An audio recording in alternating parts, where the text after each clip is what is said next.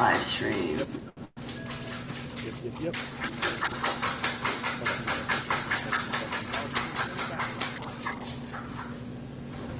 All right. Waiting for species canine dog training. So it's recording on our side here. It shows live here. Okay, so there is a little bit of a lag. So what you're seeing on Riverside right now will show about 10 seconds afterwards on YouTube. Make sense? Yep. Yeah. And I can see the chat on YouTube.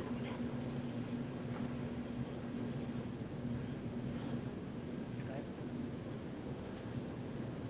So we are live. We are live. We're live. Sorry for the delay, folks.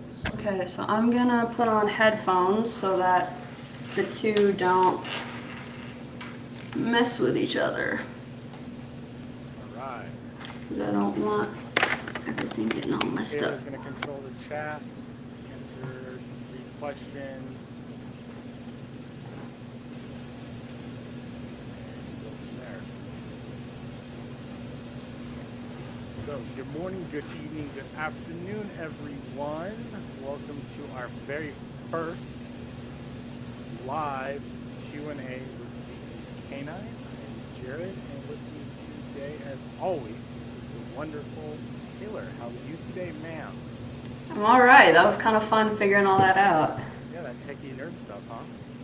Techie nerd stuff, yes. I love that. So, I'm just opening up on my other computer here.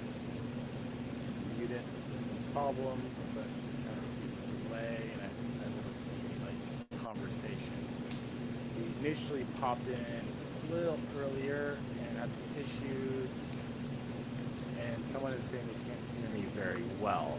So how about that? Hopefully that fixes that, and we'll fix the remote. Sorry, the microphone here. I can hear you very well, Jared. Okay, perfect.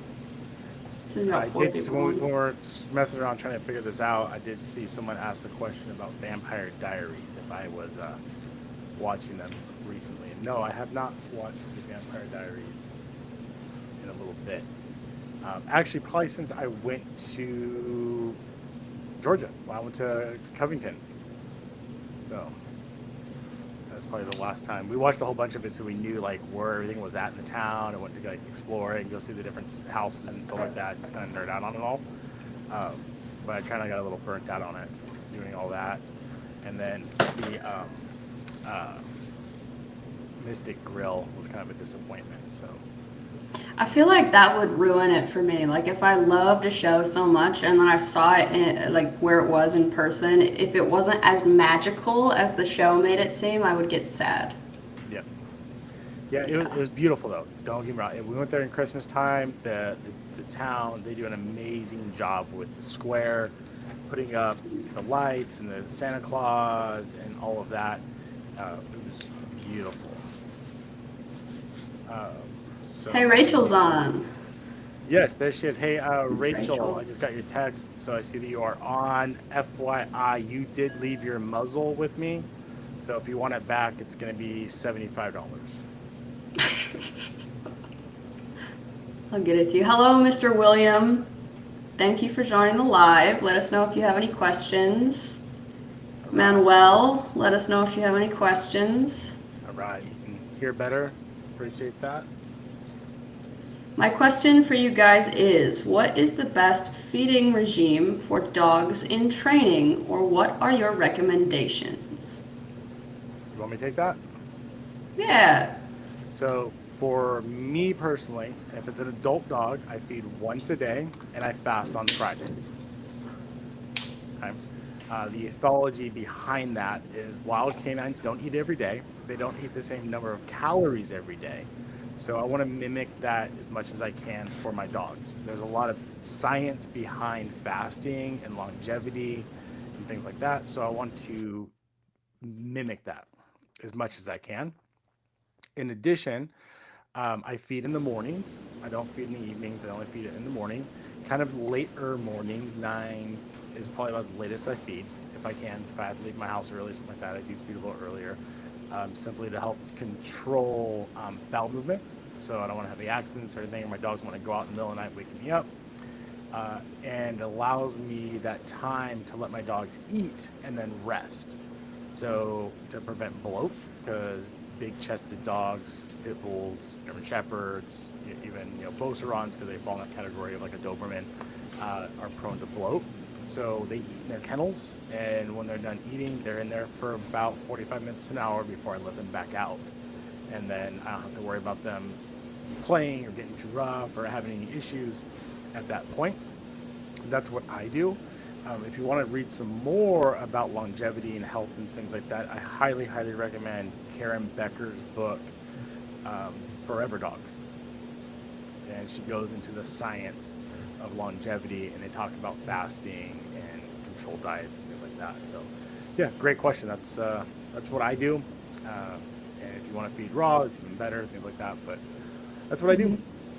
Great question. Yeah, a lot of the science that we're seeing with people who are eating really highly processed diets and all of the, they're calling them first world health issues that come with that. They're actually saying the same things with dogs now, and that's a huge premise of the book by Karen Becker, is that we are kind of giving our dogs in parallel the same problems that we're getting. And so the theory that if you feed dogs less processed food, you can find less processed kibble, you can go straight to, like Jared said, raw food, fresh food.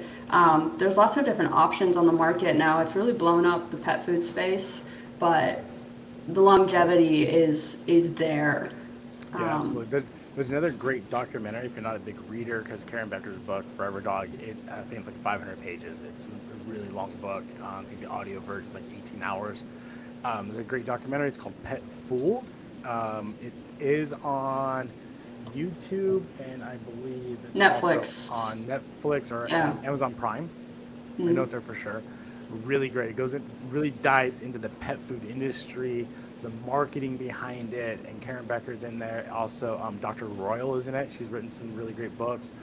Both those women are pioneers in the raw food movement for dogs and just longevity, and really being out there and outspoken for it. And they put out a lot of science-based information to back up their claims. So it's really great stuff. For sure. Rachel just asked a great question, which is, Jared, I, as in me, Taylor, have shared my wonderful story about what got me into training, and that something is behind me right now. But Jared, what initially got you into dog training? So it's actually kind of interesting how I got into it. So I've always been around dogs my whole life. Ever since I was a little kid, and I have memories of playing with little dogs and stuff. Just always had dogs as a kid growing up.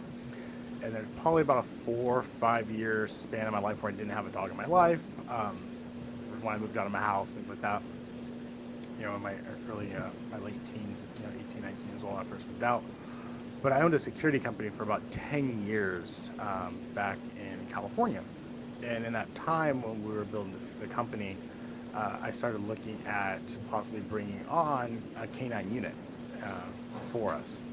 One, because it's just a cool marketing ploy, and I like dogs, so I wanted to try to figure this out. So in the course of researching the liability behind it, researching licensure, certifications, all this stuff, I stumbled across Mike DeBruzzo. And at that time it was Canine One, and his website, Self-Help Dog Training, which no longer exists because it got hacked. And so reached out to Mike, got a lot of really great information about it. And keep in mind, this is like 20 years ago now. Got a lot of great information from Mike, basically saying, hey, it's completely unregulated. Like, you throw a dog in the back of the car and be like, it's a canine unit, and you're good to go, right? And so going through the whole process, learning about how we're going to train them, where we're going to get them from, all this fun stuff. I really liked what Mike was doing with his protection training videos, with really, really controlled aggression, where these dogs weren't just off the chain, just going nuts. Every dog he had, they were showing this super controlled, up into the moment of giving the command, and they're letting loose. Then even after like a bite, the agitator coming back in and petting the dog, and the dog's not reacting, and that's what I wanted. Like, that's a bomb-proof dog where you don't have to worry about this dog just, biting anybody without the command. Fast forward, going through that, basically found out it's almost impossible to get insurance for that world in the security world unless you were self-insured. And my company was not that big enough. We had 35 employees, so having millions of dollars, I would need to be self-insured. So that idea basically got scrapped. But in the course of that, that's when I joined self-help dog training, and this is probably like 2006. And wow. 2004, somewhere there. And so it started going through his self-help learning, kind of going through that, muddling through that for a little while. Did that off and on for a while, just kind of learning, watching his videos, talking to Mike, emailing him, stuff like that. He's a really super nice guy.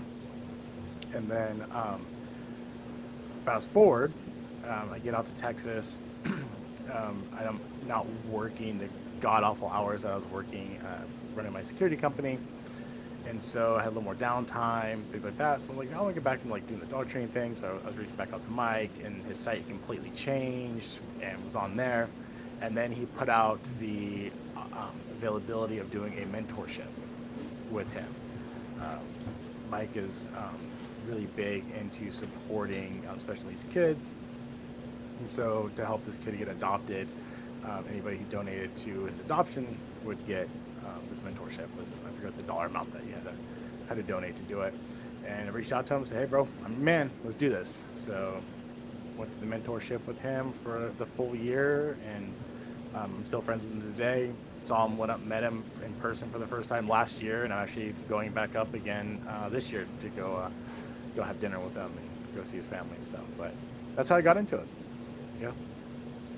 That's probably the most roundabout way of getting into dog training I think I've heard anybody say. Is like, I owned a security company and I wanted to get protection dogs. Like, you started with dogs that were for apprehension work. That's interesting. Yeah, and it's mostly more so, the reason I wanted to do it, because in that world, like law enforcement world, things like that, canines are basically a force multiplier.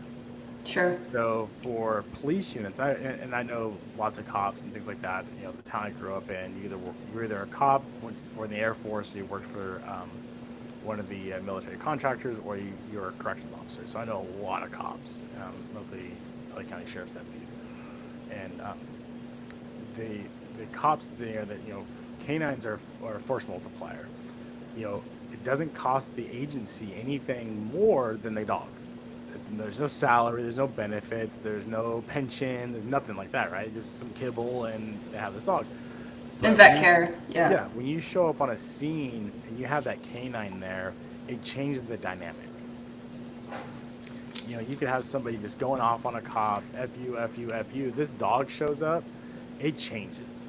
Because the people that are there, they understand, I can't reason with this dog. This dog is just going to bite me, and it's going to hurt. Yeah. And then it's going to get worse from there, right? And that's what I really wanted it.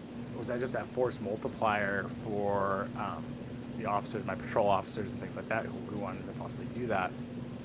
And again, it's just a really cool marketing tool. People will say that you have canine units. Oh, for sure.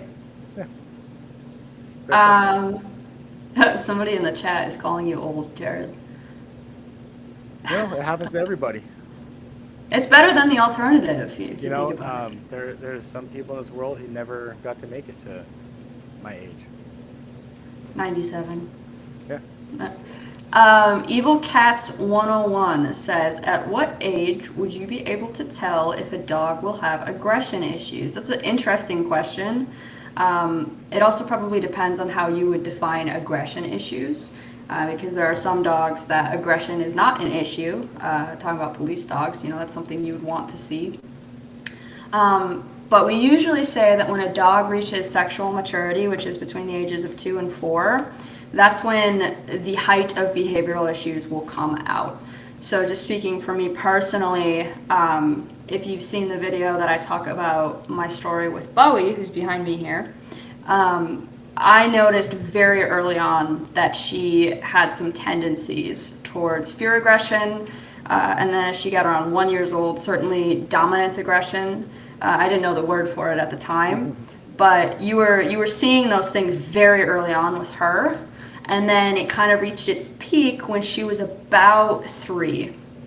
That's when she was kicking ass and taking names, and it wasn't good, right? So Jared always talks about, if you go into the shelter right now, the vast majority of dogs that you're going to see are between the ages of 2 and 4, because that's when aggression is going to reach its peak, if it's going to happen. But there are many dogs that you will see precursors to it along the way. Yep. Yeah, you can see some videos out there of like, Malinois and like, German Shepherds and things, like very early off puppies, very young, with like zero bite inhibition. And they're just biting people's legs and pants and things like that. And Taliana was like that. The first day I met Taliana, she was 9 weeks old. We got in the little playpen with her and her sister. Her sister was significantly bigger than her. Probably a good 2 to 3 inches taller than her, just a much bigger dog. And but she wanted nothing to do with me. It's really cared. She came up, she like sniffed me, and just was like really aloof, was just distracted by everything else. Taliana like ran up to me and just bit me, grabbed my pant leg, and started shaking and wanting to play. She, was like not really playing. She's kind of getting aggressive with it, but she's like no hesitation, just ran up like, I don't know you, bam, just bit me, right? Yeah. And I was like, that's what I want. I wanted that zero bite inhibition. Her initial instinct was just a bite, and I was like, okay, I can mold this and work with this, and For sure. that's why I went with her versus her sister, who probably is significantly bigger, because her dad was like 110 pounds. He's a big boy. Taliana's about 70, 75 pounds. Yeah. Yeah, some of them come out of the womb like that. Yeah, so you can see it pretty early off. Yeah. Sometimes, and sometimes it becomes learned. I've worked with several dogs that became dog reactive because they were attacked. For sure. Yeah, great question.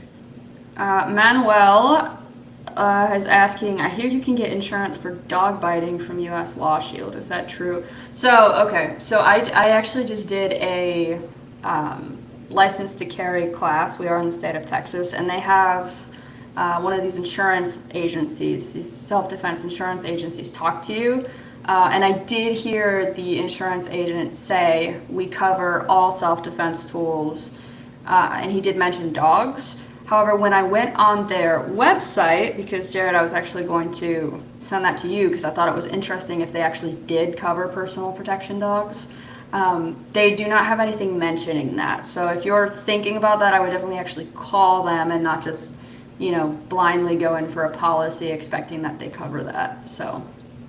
Yeah, you might be able to find like an umbrella policy if you're a homeowner that can add to your homeowner's insurance. Because there is a stipulation part of your insurance for your homeowner's insurance, it covers you no matter where you're at. So as long as there's not an exemption for like bully breeds and things like that, you can probably get that. But there's definitely additional insurance that you could get, which is smart, to get that. But it's a double-edged sword. So I have a client, and he's actually become a friend of mine. He's an attorney. This is what he specializes in. He's actually specialized in personal injury. Not the ambulance chaser. He's the one that defends against personal injury lawsuits. And we've discussed this in quite lengthy conversation several times. When you have a lot of insurance, you're more likely to be sued because that's deep pockets. That's what the insurance are going to go after. The attorney's going to go after. So an attorney that's taking a bite case, right? They're like, oh, I can win this. They're going to take that on the contingency of, I'm going to take a 33 1/3 of the winnings. So if you win $100,000, they're going to take 33 1/3 of that. You'll get the rest of it, and there'll probably be some other fees and things in there. Maybe specialists or doctors and things like that are going to take that money as well. But what Mark does, he's going to take a retainer. He's not working on winning this case. He's trying to defend you, so he's taking a retainer. And so if you're being sued for that, that other attorney, is going to be going after those deep pockets. Oh, you have $1 million insurance policy here? We're going to fight this for that $1 million. So you can find yourself spending a lot of money defending yourself. Versus, you have a smaller policy, covers a bite, covers some stitches, a hospital policy, a little pain and suffering. You're more likely to be able to kind of settle with that. So it's a double-edged sword, but you definitely want it to be covered if you have a liability. It's definitely a good idea. Really good question here from William, I think it H2. Sorry if I messed up your last name, but is playing tug with a rope toy with my aggressive dog good? So, want to do a couple caveats here. So, playing is good. We want to make sure we're initiating play and we're ending play, so we're in control. So remember, play and the toy itself is going to be a resource. So we want to make sure we're controlling those resources. First right to a limited resource. Okay. It's going to help with the aggression. I'm not sure what type of aggression you have. It could be play aggression, it could be dominance aggression, things like that. It could be, you might be misinterpreting the aggression as a drive imbalance. And so the dog is self-advocating, maybe like mouthing and stuff like that. And people say, oh, my dog's aggressive, he's trying to bite, but it's more of a self-advocating behavior because they're trying to initiate play. So it can help diminish that by doing that. And the other thing you want to do when you're doing any type of play with your dog, one, you keep it light. You're playing in have a playful voice, good boy, good girl. You don't jam the dog. You're constantly keeping back pressure, good boy. Don't aggressively get with the dog because you don't want that dog going, oh, this is real, and all of a sudden bites you. Mm-hmm. So we want to keep it on that play level and keeping it calm and not escalating it. If you ever watch two dogs play, they'll give calming signals. They'll do the tongue flick, they'll do shake-offs, they'll sneeze. And those are their ways of just talking to each other. Hey, we're just playing. Especially if you have two dogs that have been playing together for quite a long time. Maybe one of them yelps because they went a little too far or something like that. You'll see the one that caused the yelp immediately go into that sneeze or a shake off to say, hey, I'm sorry, didn't mean to hurt you. So we want to make sure we're keeping it at that low level, that it's just play. Play is a great way to bond with your dogs. Okay, that's how dogs bond with each other, is through play. But always remember, play is practice for the real thing. When puppies are stalking each other, that's practicing hunting. When they start wrestling, that's practicing for fighting. When you're playing tug, that's practice for taking down, game and people and things like that. So always keep it light. Yeah, and William, there's a myth out there that playing tug of war with your dog will make them aggressive. That's not true. If your dog likes playing tug of war, that's something that is fulfilling to them. Okay, and one of the things that's part of our foundation when we're training a dog and assessing a dog is making sure that their drives are fulfilled. So if you have a dog that likes to play tug a lot, you should be playing tug with them a lot, as long as you're the one that is controlling that tug. And something you can do is you can take a leash that you don't care about and you can tie it to the end of your tug so that if ever the dog retains possession of the tug toy, you can real quick just grab that leash and now it's yours again. You're the one that is maintaining control of the toy. It's yours. Yep. And by doing that, you allow the dog, especially if you have like a terrier breed or something like that wants to thrash it, it allows them that opportunity to kind of win, but you stay maintaining control. So you still have the leash or the rope or something like that. They can thrash it, but the moment they drop it, you can rip it out and take it back and end the game or restart the game again without impeding on their ownership zone.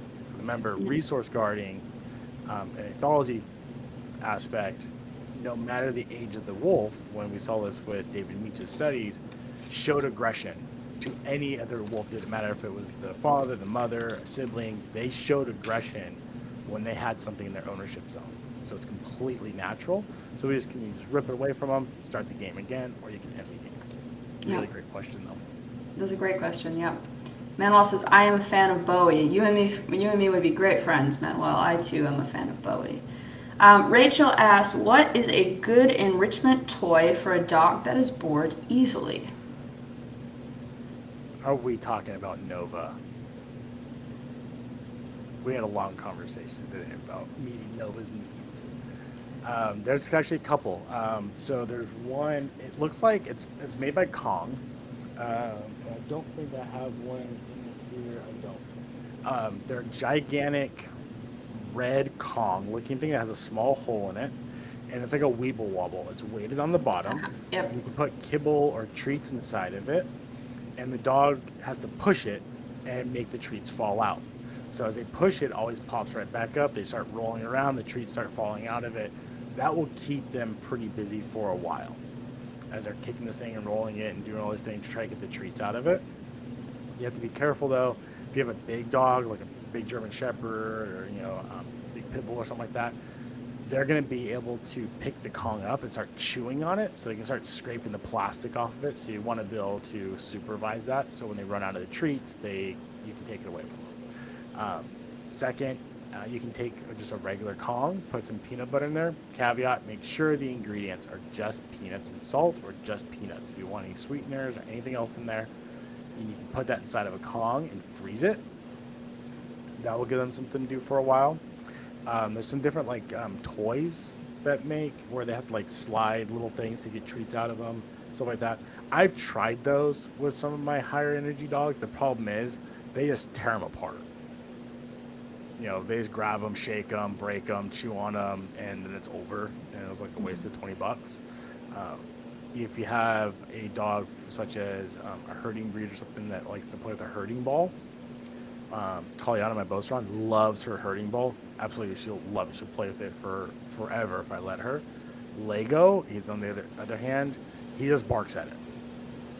That barrier frustration kicks in, and he straddles it and just barks and barks and barks, expecting it to roll, not understanding that you have to make it roll. Where Taliana fully understands, I make this thing roll by biting it, and I can chase it around like she's playing soccer. It's amazing. Mm-hmm. You got anything, Taylor, to add to that? When people talk about enrichment toys, I kind of put it into two categories, right? So there's toys that are fun because I'm playing with them, and then there's toys that are kind of in the category of a bone or a Kong, where this is for you to take to your crate and you have it.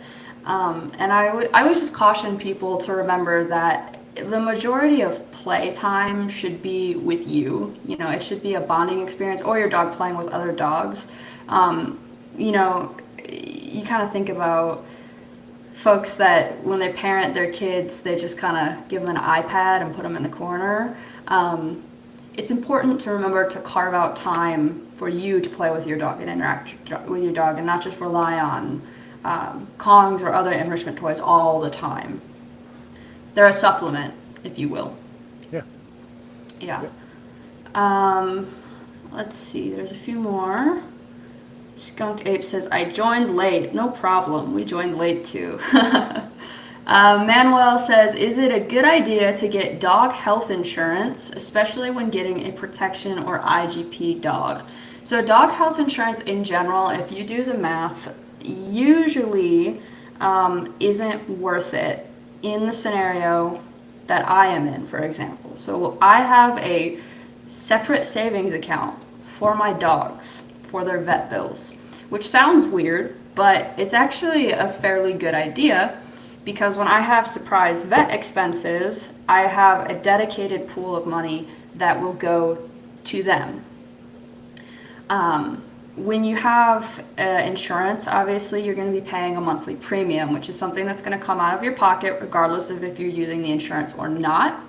And then the insurance is going to have caveats itself. So if something was a pre-existing condition, it will not be covered. And there will also be a waiting period. So a lot of insurance policies will say, yeah, we will cover your dog if they tear their ACL, but not if it's within the first 6 months of you getting coverage, right? So there's a lot of things that you should take into account and do your own math. I will say that for me, I found that it's not been worth it. I think as Bowie gets older, I might consider a low premium policy that would just cover a very high emergency room visit. That might be worth it to me. Jared, I know that you've talked about doing the math for it before. It hasn't worked for you either, right? Yeah, I've looked into it. It just doesn't seem to work out. And the other thing is, I travel to go to a couple different vets, and they don't take insurance. Yeah. Yeah, that's the other thing. So a lot of the time, they're like, yeah, we'll take it. We'll give you the information. Then you got to go file it yourself and try to get reimbursed from the insurance company. Yeah. And it's just not worth my time. I'm too busy to do that. Because the veterinarians, they don't want to do that. They don't want to be dealing with insurance and negotiations and things like that, just like a normal, like a human doctor would have to do. Yep. So typically insurance companies have a set rate, we're going to pay X amount for this procedure, this test, And your vet's like, no, my cost is this. I'm not going to take that. And then you're stuck, right? But it's different everywhere. If you live in a really big city, it might be really competitive. So you might have vets that make it. It might be worth it in that So case. my biggest suggestion would be, if you have a great relationship with your veterinarian, talk to the veterinarian. If that's a big vet clinic, maybe talk to like the office manager and say, hey, do you guys accept this? Who do you recommend? Who's the easiest to work with? Just like you're looking for like a homeowner's warranty, house warranty, insurance, where you want to find the easiest one to work with. They're going to have like the low deductibles, things like that. Look for what the coverage is going to pay out and do the math on it. If you're going to spend $2,000 a year for the health insurance policy and you never use it that year, was it worth it? Yeah. So Yeah. just do the math. It's funny, Rachel just said, on the topic of health insurance, when I did my dog's AKC paperwork, they actually did 6 months of free insurance and then denied all the claims. Yeah, that sounds Nice. like a common story.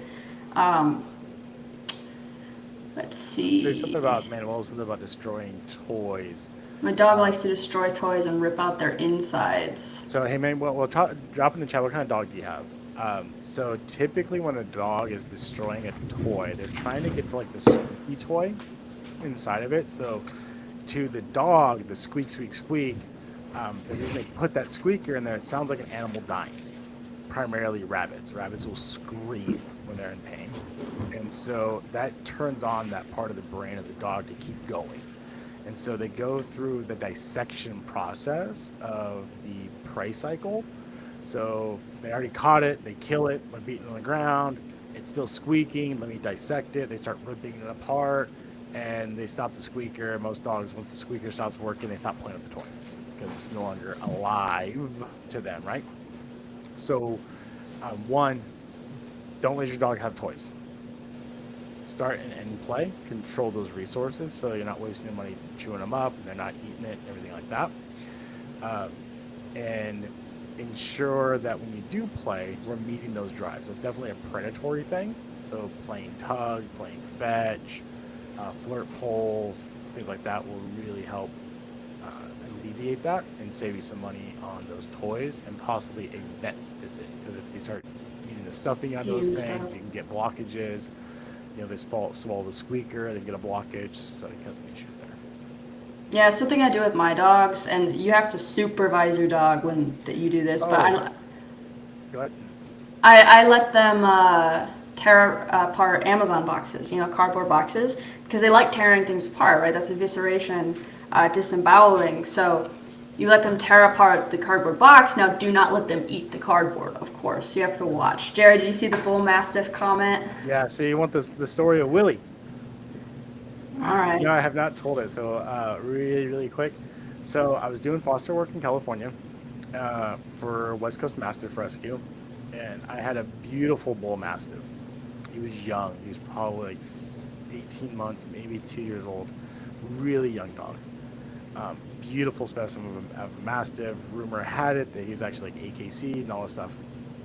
Didn't have him very long. I had him a few weeks. He's at my house, kind of getting settled in. Super friendly dog, not bred to be like territorial. He had almost zero territorial aggression. I never saw him growl at anything other than this kind of funny story. So the housing tract that I lived in, the houses were kind of stepped down. So the furthest house on the tract probably sat like 30 feet higher than my house. It was like a hill. Yes, but it was kind of staggered down. So the wall to my north, it was a brick wall because in California we built brick walls, not wood fences. It was probably 12 feet tall. So my neighbor's side, on the other side, the south side of the yard, that wall was probably 6 feet, but it dropped to 12 feet on my neighbor's side. So kind of get an understanding. They had an above ground pool for their kids. So pretty big pool. They leaned it up against the wall one day to wash it out and clean it and do all that things. So I'm in my house. I have a big sliding glass door, big glass door. The dog can see through it. So William, I got him first, and we named him William. And if anybody understood anything about Patton, George Patton, or watched the movie, this kind of sounds a little familiar. I wanted to give him a good English name because he's a English Bull Mastiff, so I named him William. It was a good name, right? So we're there, and all of a sudden he's going ape shit crazy, growling, barking at this thing. And I'm looking, I'm like, this is a piece of blue. He can see about a foot of this thing over the wall. And so me, I'm curious. I wonder what it'd do. So I unlocked the sliding glass door. I slide the thing open. William became Willie at that very moment. He tucks tail and runs to the other side of the couch and cowers behind the couch. Because he saw a pool. So I'm through the door. I'm a big, bad bull mastiff. I'm 160 pounds. I'm going to tear this thing up. As soon as there wasn't a barrier between me and the other, this thing on the wall that I was all barking at, he literally tucked tail, ran to the other side of the couch, and ducked down and laid there. I was like, I'm not going out there. I'm not going out there. So I wanted to help him with his confidence. I put the leash on. I'm like, come on, buddy, let's go outside. I took him out there, walked him underneath it, and he was fine after that. But it was just so funny to watch this dog go from like completely irate, enraged aggression to the door. All he did was open the door and tucked tail and ran and laid down behind my couch like, I'm not going to do. So then, I called actually I texted her, the girl who ran the rescue. I was like, hey, we're changing his name. His name officially became Willie after that. And that's kind of the same story that happened with George Patton and his little bull terrier, that he named him William for William the Conqueror, and he ended up being a big coward, so they started calling him Willie. That's very funny. Typical dude, bro. It was so, because you imagine, like, he was built really nice. He had beautiful lines, muscle, definition, 160 pounds, whatever he was. He's a big dog. And just all this aggression. And as soon as that door opened, man, he just tucked tail, ran, ducked down behind the couch. I'm going to I was like, you could die. That's funny. You big old baby. That's He's a good boy. He actually got adopted out shortly after that to a nice lady. So awesome. Love that. Good. Yeah. Manuel, speaking of rescues, wants to know, what's your recommendation for getting a dog from the shelter or a breeder, either protection training or just a basic home dog? So I think we've covered this before, and our general consensus is wherever you're going to get your dog, make sure that you've done your research and that you are committed to that dog, right? Getting a dog from the shelter is wonderful. Like, it's great. God bless you for doing it. But if you're somebody that really wants a dog where you know where it came from, you want it for a very specific purpose, you want a very specific breed, very specific health testing, there's nothing wrong with going to a breeder as long as you're sure it's an ethical breeder and you're sure that you're going to give that dog a good home for its entire life, right? The issue doesn't come with going to a shelter versus a breeder. The issue comes when somebody gets in over their head and a year later they're like, this isn't a cute puppy anymore, so I'm just going to go dump it on somebody. Yep, that's exactly what happened with every Mastiff that I fostered, except for one that my Fila. I've actually pulled her from the pound. Yeah. Every foster that we had was dropped off essentially to the rescue. Because this cute little puppy all of a sudden turned into a 200-pound Mastiff, and it's eating $300 in dog food every month, and you need a snow shovel to clean up after it. Wasn't fun anymore. And so people were like, oh my God, I didn't realize the dog was going to get this big. Like, come on, a little research will help you with this. The other thing I would recommend, if you're looking to go like the rescue route or something like that, getting from a rescue that has fosters will give you a lot more information. So like when I was with West Coast Mastiff, those dogs lived with us. So I had a lot of information that I could share with a potential adoptee, like how's he doing in the house, what do they do, if the house broken. So you get a lot of this extra stuff that you probably won't get from going just to the pound. Or if you go to a pound, you go into like a high kill shelter or something like that, you're probably saving a life. Yep. So just know that there's a little extra work you got to do into those. You don't know the background, you don't know any traumas, things like that. And it takes a little bit of time for the dogs to settle once they get to a new environment. But Yeah, you can go either way. There's nothing wrong with any one of those. Just make sure it's for the long haul, because more than 50% of every dog will be rehomed at least once in their life. Yeah.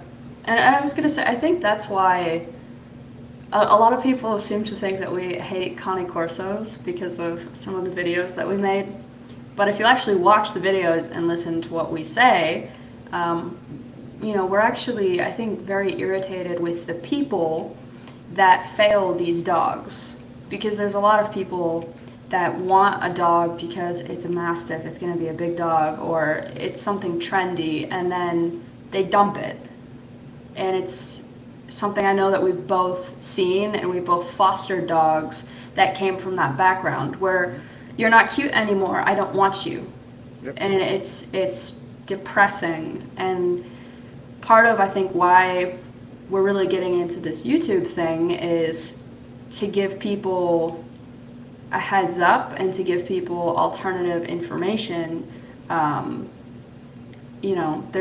There's better ways to train your dog, to deal with aggression, to manage things. You don't have to just give up and give your dog to a pound. Yeah, and that's what you saw. Like, I had a English Mastiff and a Great Dane that the family that gave both these dogs up. Beautiful English Mastiff.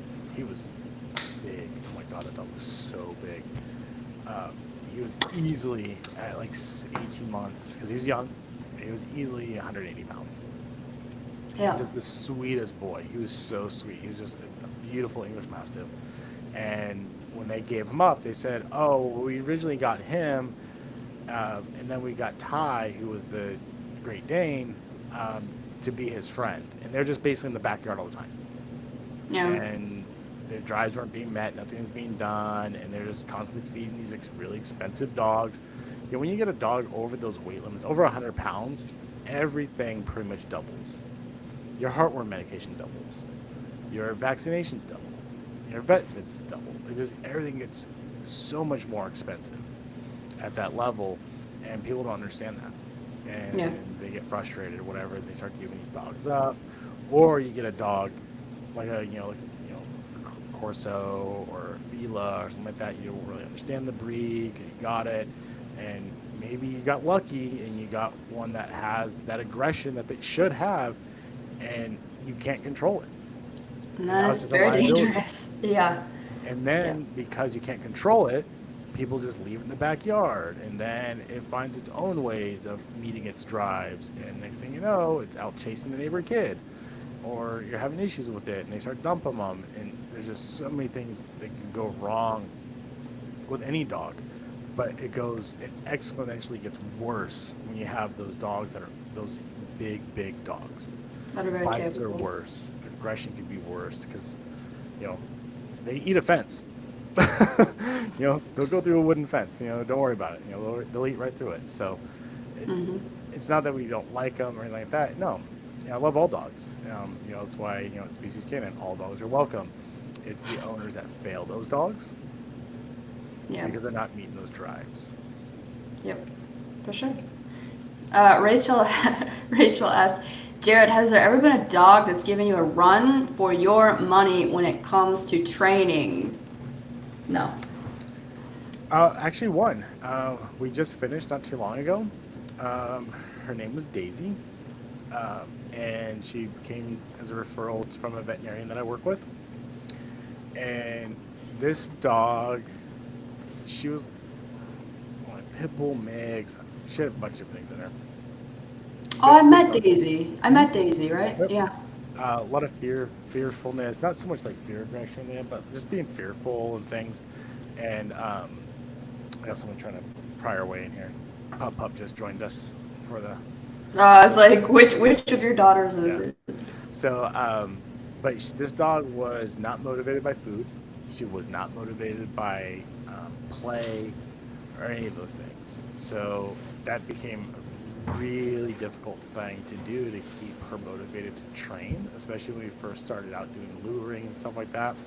And because when we first met, her fear was so bad, she would just shut down when I was around. So we had to start doing a big portion of the training via virtual. So we did it via Google Meets for the training. And then that kind of helped with holding food for the day, not feeding her in the morning, letting her be a little hungry, then feeding her food for the training session, helped to get her over that hump until we can get to like second and third phase. But using what motivated her, she loved affection. She loved getting affection. So convincing the mom, don't give her affection during the day. Use that only for training. And that became very motivational for Daisy to train.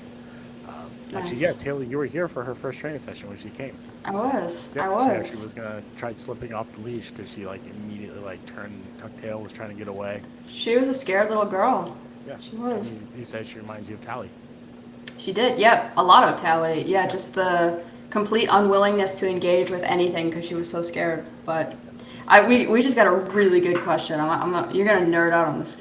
Bear's Widow says, "Love your podcasts. I was wondering if you have to wait to go to phase 3 of training until all commands are ready, or can you do phase 3 for one command and phase 2 for another?"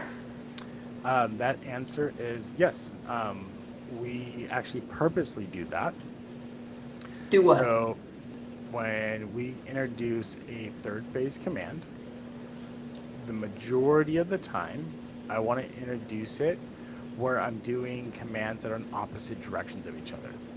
So we might introduce phase 3 escape conditioning for place and say sit, because one's going down and one's going up.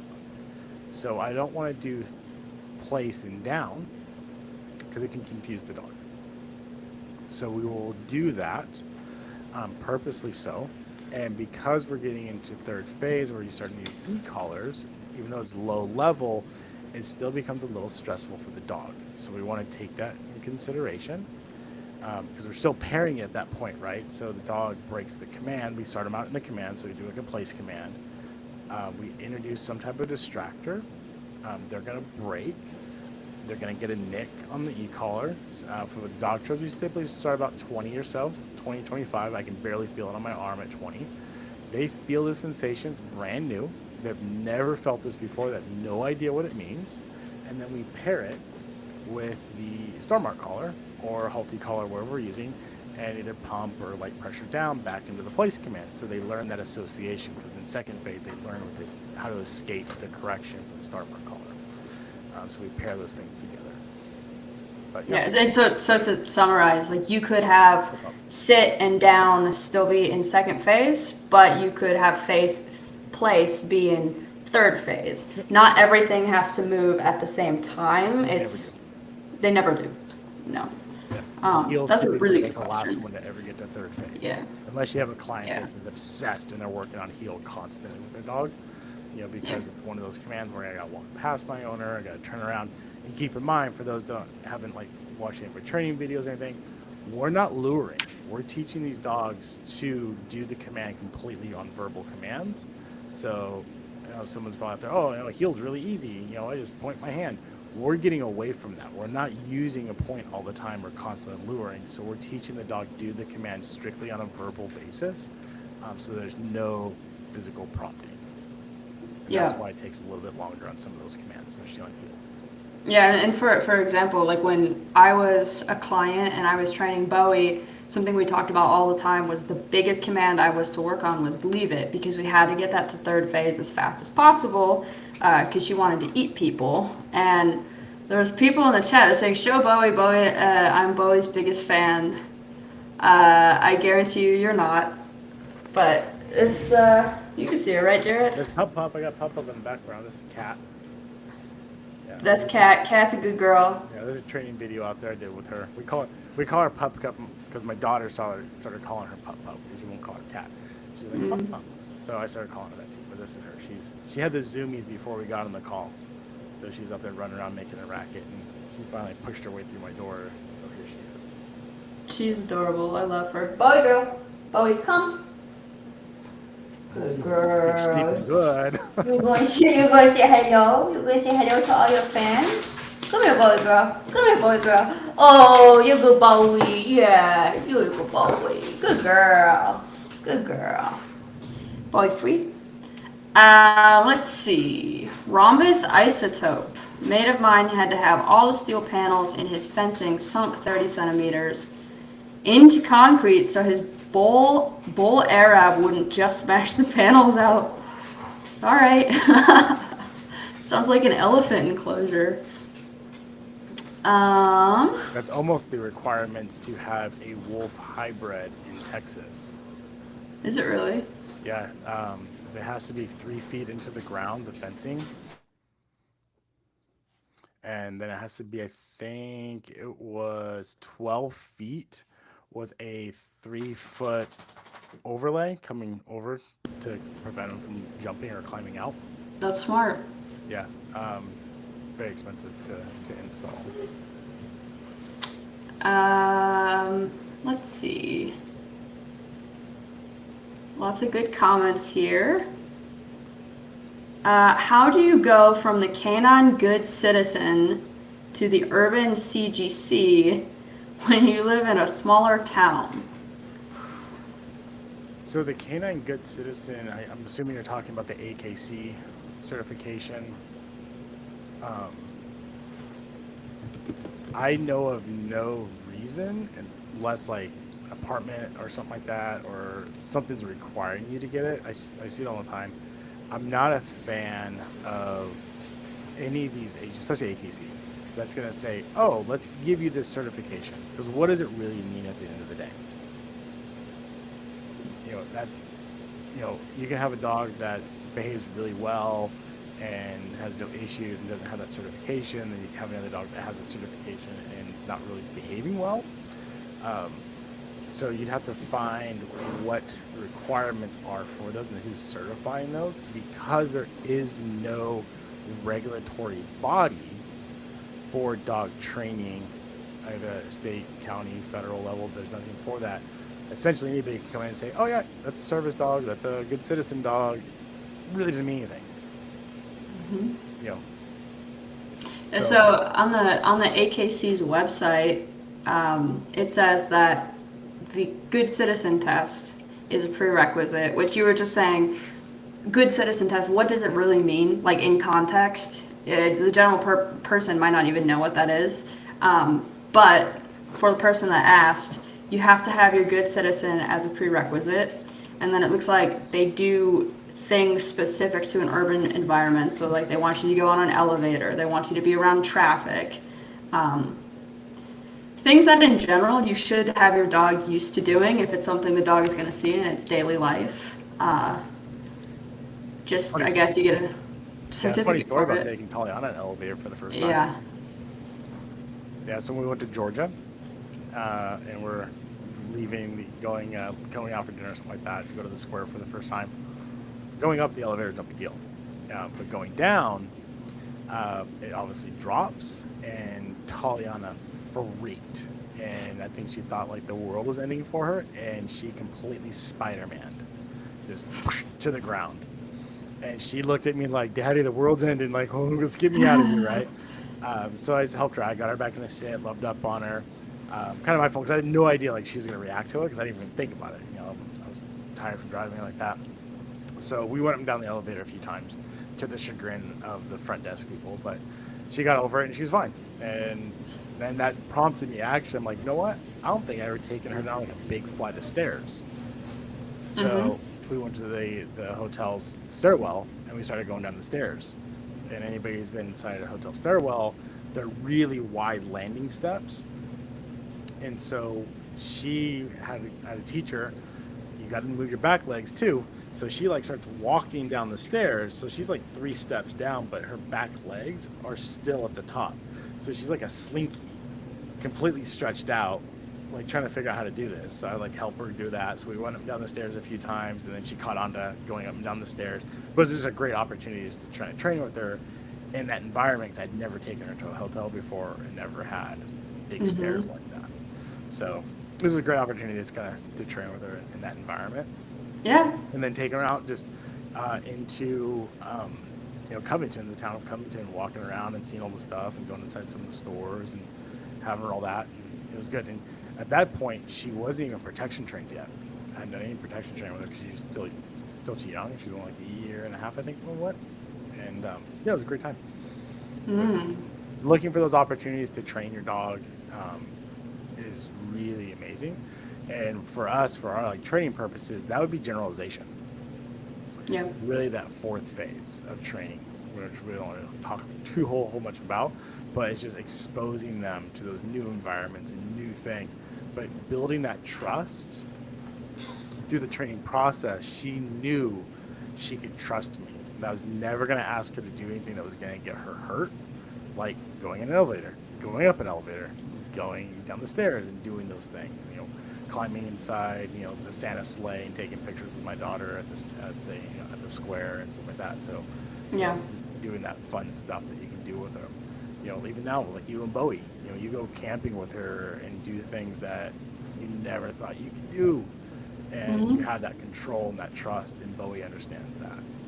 Yeah, and Right. Tally too. Tally too. I took Tally camping with two people she had never met before, and you know what she's like when she has strangers. She did perfect. She's beautiful. Um, See some more questions here. William says my Dobie digs or makes the motion of on her dog bed every day. Why? That's a denning behavior.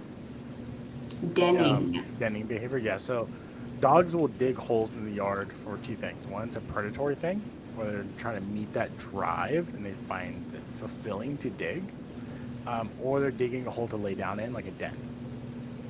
So she's going up there, kind of fluffing the bed. They'll typically do like a 3-circle thing, and they kind of curl up and lay down and do those things. It's just a denning behavior, instinctual of like, hey, I'm gonna get my nest ready to lay down and get comfortable for the night and get there. That's all. Very, very natural thing. Yeah, I'll hear my dog do it all the time inside their kennels. I have those gorilla beds. Oh, do you really? Yeah. It's like basically like chew proof and stuff like that, and you'll hear it's like scratch, scratch, scratch, scratch, scratch, scratch, scratch, scratch, scratch. And what's kind of funny about it, they're actually like trimming their nails for themselves when they're doing it because they can't tear it, and it's just, you know, you'll see it on their bed, and you'll hear them fluff it essentially and lay down. Nice. What is the direction or requirements to train a service dog, and do you guys train service dogs or service needs? Yes. So the ADA is a requirement for a service dog, which there is no training requirement. But the dog has to do something that meets the need of the person with the disability. So we get reached out to quite often to like, oh, can you train my dog to be a service dog? Sure. My very next question is what do you need your dog to perform for you to aid in your disability? And 99% of the time, the reply back is, what can they do? I don't know. I don't have your disability. I don't know what it's going to be helpful for you. It is unethical for me to say, oh, it should do this. When in reality, it probably doesn't need to do this. It needs to do something else. And when I start digging a little deeper, it just simply comes to like, well, I want my dog to live in my apartment. They won't allow dogs. So then I say, call your doctor and say you need an emotional support note from your doctor to give to the landlord and say they can have your dog. Yeah. And There's a difference between an ESA and a service dog. Yes. Yeah. You know, so a service dog might be someone with PTSD. We'll put it out there. You know, like they get really anxious around, you know, people being too close, so teaching the dog to do like a body block, or, you know, step in front of them and keep that barrier of people away from them. Or somebody who's in a wheelchair, I can't bend over to get something on the floor, so teaching the dog to pick something up, teaching the dog to turn on a light, teaching the dog to open a door, teaching the dog to open a refrigerator, things like that. They're aiding in that disability. You know, a seeing eye dog is aiding a blind person, so it has to aid in their disability. Yeah. We can train for those things. But Yeah. again, the dog has to go through all obedience training before they can go into advanced type training like that. Sure. Bears Widow asked, when you are in phase 3, do you start off setting the dog up for failure, or do you work up to that? Is it best to be in a controlled environment? So phase 3, when we say setting up for failure, we do something called escape conditioning. We do that in phase 2 and in phase 3. And what escape conditioning is teaching the dog how to turn the correction off, how to escape the correction. In order to teach the dog how to escape the correction, you need them to do something that warrants the correction. So what we do is we always have the dog in the command, and then we get them to break somehow. So in phase 2, we would do that with a star mark collar usually, sometimes a halty like Jared said, where we do something to get them to break the command, and then pump, pump, pump back into position, reward, and the correction stops. In phase 3, we do the same thing, however, it's paired, right? So this dog's never felt an e-collar before. So what you would do is they would be in a command, you would get them to break, and then you would pair that really low level e-collar correction with the star mark collar, right? So they know what the star mark collar means already, and now it's getting paired with this e-collar, and you do that progressively. The dog learns, oh, this means the same thing. So in a sense, the setup for failure, yes, you would do that in phase 3. And then as far as doing things in a controlled environment, at the end of phase 3, we're no longer in what you would kind of consider like a sterile environment, right? Where there's no distractions. In phase 3, you're going outside, you're going places, particularly like if your dog has problems with other dogs. You might go walk around a dog park. Jared's done that many times. If your dog has problems with people, you might go into Home Depot. The dog's muzzled to start out with. And in those scenarios, you're basically working with an almost finished dog, right? You've got all the puzzle pieces that you need, and so does the dog, for them to finally understand, hey, if I don't listen, I'm going to get a correction. And if I challenge that correction, it will get worse. So I'm just not going to challenge it. Yeah. So the science behind that is what B.F. Skinner taught us in the lab with his Skinner boxes. So he designed these boxes to have electrified floors, and the electrified floors were pretty significant. They dialed it down just under the point of contracting the muscles of the dog so the dog could still move. And he took a group of dogs and put them in the box, and he taught them how to jump out of the box, how to escape the correction. Then he had another group of dogs that he did not teach them, and then he put them in the box. And the time, it was around about 3 seconds, the dogs would jump out that learned how to jump out of the box. They learned how to escape the correction, to make it go away. The dogs that didn't know how went into what's now called learned helplessness. They shut down. They didn't understand what was happening. They didn't understand how to make it go away. So they went into learned helplessness. This is life now. This is what life is. It sucks. There's nothing I can do about it. And they just shut down. So we never want to go that far with our dog. That's why we do this process of teaching them how to escape it and going through that. Now, I don't want you to have this picture in your mind where the dog's in a place command and it's like one after the other after the other. No, not in third phase.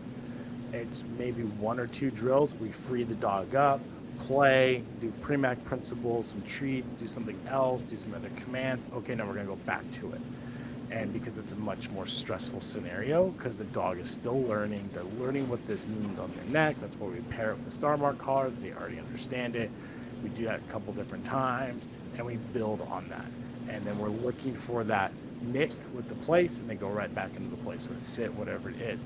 That's why we have that command structure that we have in foundational dog training, all rooted in ABA. We say the dog's name. We say a command. Did the dog try? At these later stages, the dog tried but didn't complete. We use the word no. That's a conditioned punisher. The dog fixes themselves. Great, good boy. They're rewarded. We go on. The dog doesn't fix themselves. They get a correction.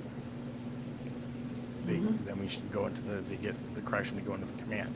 The idea is to get all the way through the end when we do an avoidance conditioning where the dog avoids all corrections. They don't have to get a correction anymore. No matter what's going on in the world around them, they hold the command, because they know their handler has their best interest in mind. And if I just hold the command, I'm not going to get a correction anymore. And I get good things. And good things happen to me because my handler, my owner, loves me, has my best interest. I'm going to get something that I really want just by holding the command. Yep. Yeah, Yeah. great question, though. Really great question. Rachel asked, I'm a certified hater. Why are Chihuahuas so hateful? I do in-home healthcare and they are always the most aggressive dogs I come across. So, a couple things. So, Chihuahuas are one of the few dogs that were bred to just be companions. Okay. Igor joined the conversation here. He came in. He's down here now, so I'm scratching. And what Rachel's probably experiencing, because I know Rachel, she's a client, and doing in-home healthcare, she's probably dealing with a lot of elderly people. And the little Chihuahua probably sits on little granny's lap all day long, getting all kinds of affection, and develops the complex of dominance aggression. So then when Miss Rachel walks in and has to take the blood pressure of her little granny, the little Chihuahua is saying, no, this is my human. You're not going to touch her. She pets me and pets me alone and gets aggression. Rah, rah, rah, rah, rah. Yeah. That's what you're probably experiencing 99% of the time. I love Chihuahuas. I don't know why people don't like them. Yeah. No, you do. He doesn't like me, but that's okay. Diesel doesn't like anybody. I still would like to tell him I love him. This is how I feel. Man also, I'm assuming this is directed towards Jared. Do you geek out on Vampire Diaries stuff? Like if you saw one of the cast members, would you scream like a little girl? No.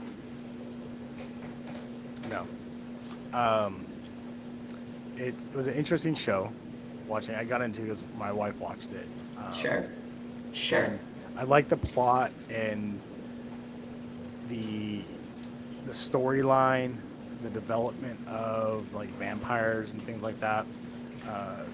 So when I was in undergrad, I actually took a Dracula course, and I learned about Dracula and the vampires and stuff like that, and how that kind of myth all started and stuff like that in Transylvania with Vlad the Impaler, and just kind of going through that stuff.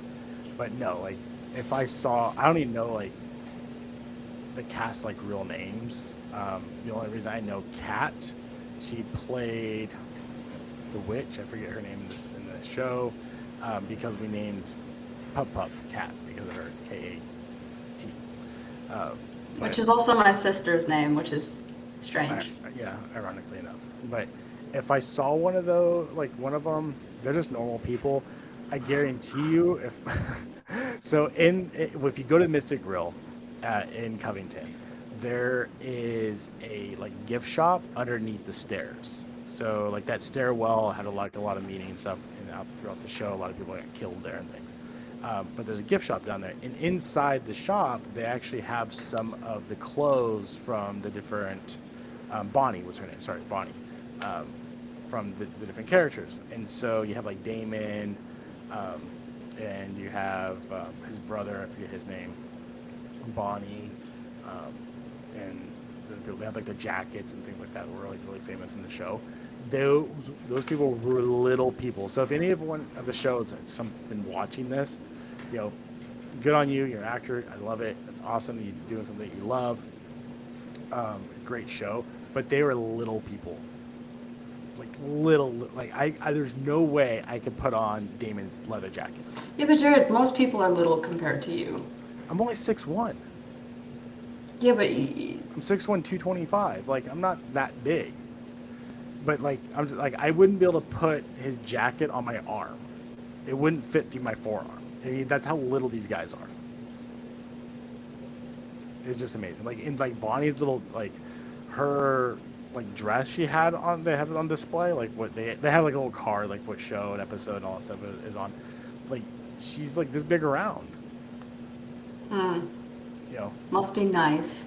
Yeah, it's just the only person I'd probably want to meet and have a conversation with would be the guy who played Elijah. I've seen some interviews with him, and he's very well spoken. And I'd like to have a conversation with him about his history and education and stuff like that. Conversation. You're a damn good looking guy, but Yeah. You guys are so awesome. Also, who was in the bite suit in the last video? I'm assuming that they're referring to the park video. park video. That was my fiance Omar. It was actually his first time in the bite suit. He was in the bite suit because unfortunately the night before I had gotten heat stroke, which was not my fault. I wasn't drinking, I don't drink, but I got heat stroke. And so the next day we kind of all agreed that Omar should be in the bite suit rather than me. And he did very well. Well, he also begged for 3 weeks to be put in. Yeah, Omar doesn't do well in terms of his joints, so I was very worried that when he would get knocked over, it wouldn't do well for him. But I guess the bite suit was just so cushy, he was all right. So He's okay. he didn't stay in frame though. My God, he made my editing job very hard because he did not stay in frame. He did not follow directions at all. You know, Marine Corps failed him, and so did public school. Like literally. See that tree? See that tree? You stay in this frame. This is the trees you stay in front of. Okay.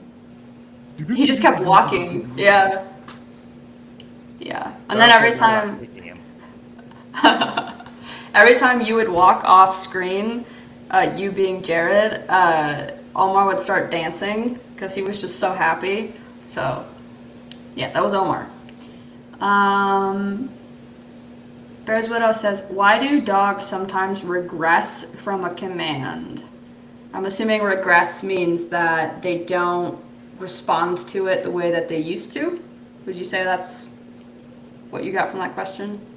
Yeah, or, I'd say, not responding to it anymore. Yeah, so that's actually, it's called extinction. When you don't respond to something, when the subject doesn't respond to something in the way that it used to, the way that it learned to, it means that their response has been extinct. And that can happen for a few reasons, but usually it's just because you're not practicing the command, the dog hasn't done it in a long time, and it's not being reinforced in any way. It's not being reinforced negatively or positively. So if the dog, another example, for example, would be if I was to tell my dog to keep doing something over and over and over and over and over and over and over again, day in, day out, and I never gave them anything ever for doing it, there's a very good chance that they would just stop doing it because they're never going to get anything out of it, right? So if you don't reward on a thick enough schedule, and then alternatively, if you do not punish on the correct schedule, there's a very good chance that the dog will just regress. Yep. Yeah, so I see this kind of in sit also. When we're doing like long sits in like third phase. When I say long, I'm talking like 30 seconds to a minute. Yeah. Not like an hour long sit. I would never do that to a dog that's up there.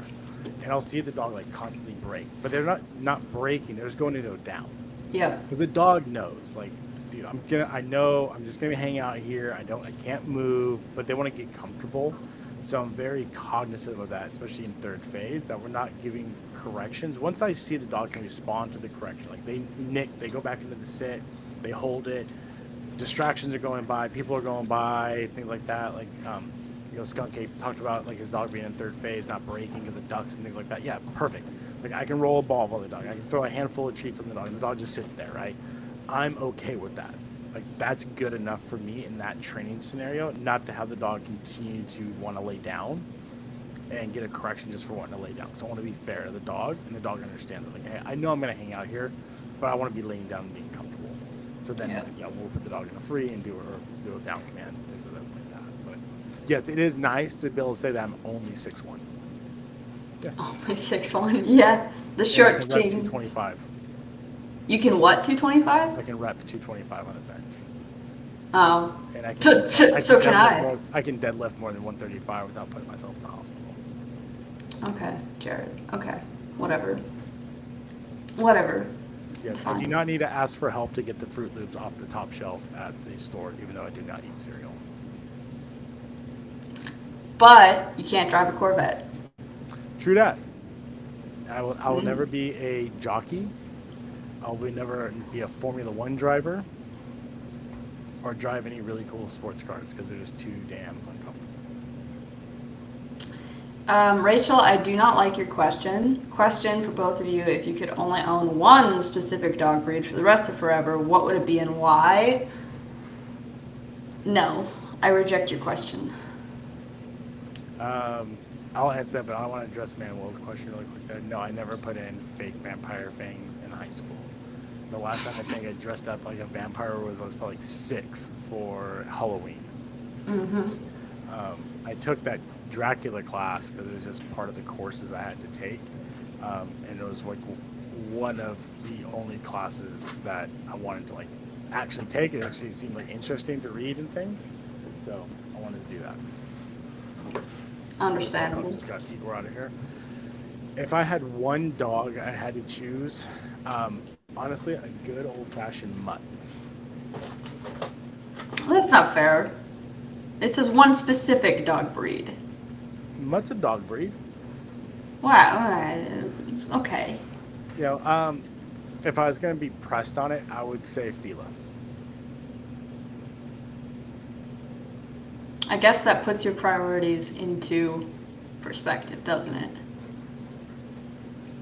You're not going to have many people over to your house. I don't have many people over my house anyway. I come over to your house. Yeah. But you're not around my dog anyway, so I always put my dog away.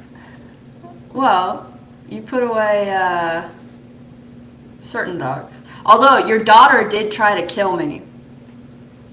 So Taliana, I'm usually the one in the bite suit. Taliana doesn't like me. Taliana's outside, and Jared's daughter decides to open the back door, because I guess she just learned how to open the back door, so I'm told.